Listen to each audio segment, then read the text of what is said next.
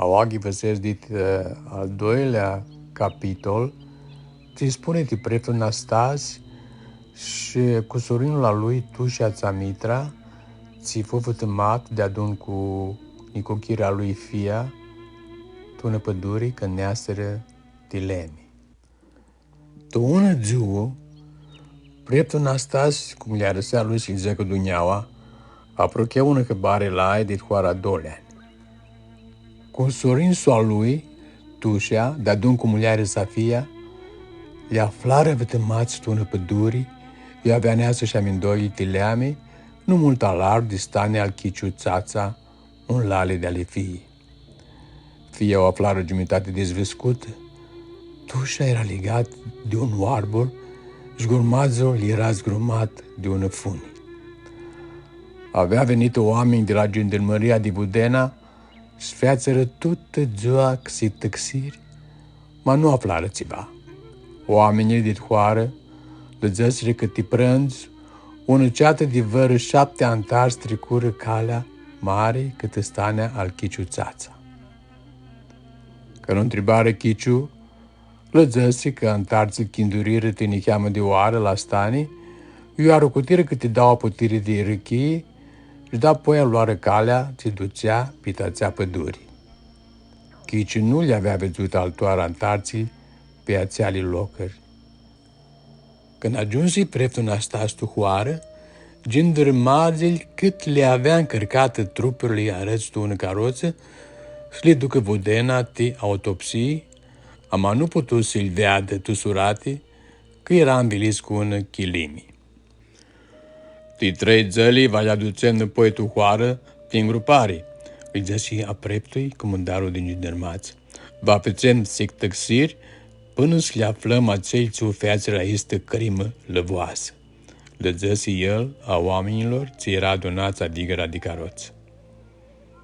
Ți miră blăstămata vor aici oameni, ce era ca pâne al Dumnezeu, zbura cel dit hoară.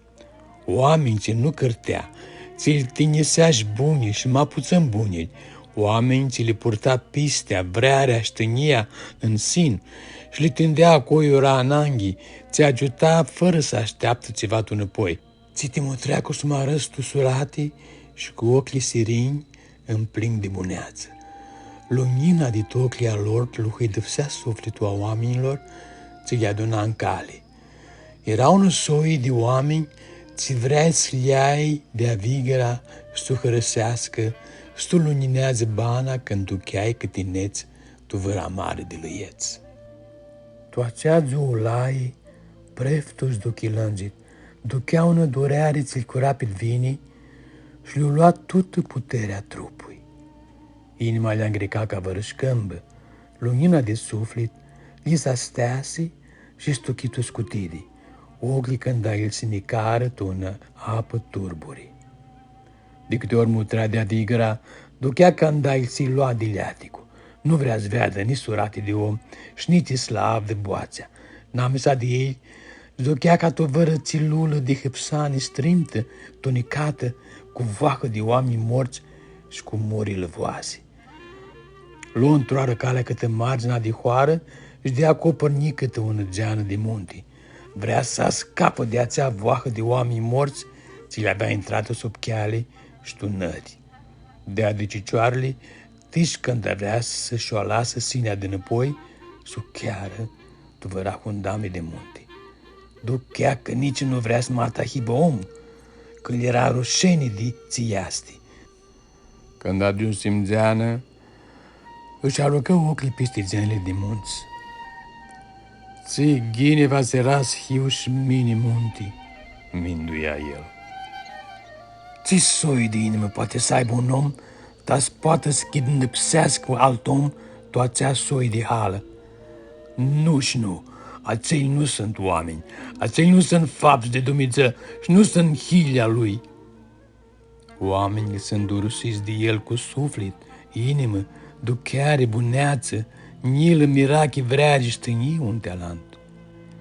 Acei sufeață acea crimă lăvoasă, fără oameni ce își lu avea vindută sufletul și inima la zăni, ce sunt amintați tu colase și alagă peste loc viscus tu chiar de om. Acei s-a cu namesa de oameni scaftă să le intre cu șiritlăchi și arăderi, sunt cheale, tu suflet tu inimă, șeamă că te neheamă, le umpli sine, adică trani, sufletul de lăiață, tu cherele ale inimă, li suță tu arină și mă dua tu fărmacul. El știe să se virească de ochi la Dumnezeu, își bănează nevăduți tu ațilții fură oameni și m-aș mutrescu ca oameni. Cum să se afirească oamenii de aici zăni, maniții tatul la nos de țel nu poate să le vină de piste aici locul? De câte ori bate întrebăm Dumnezeale, cât ce?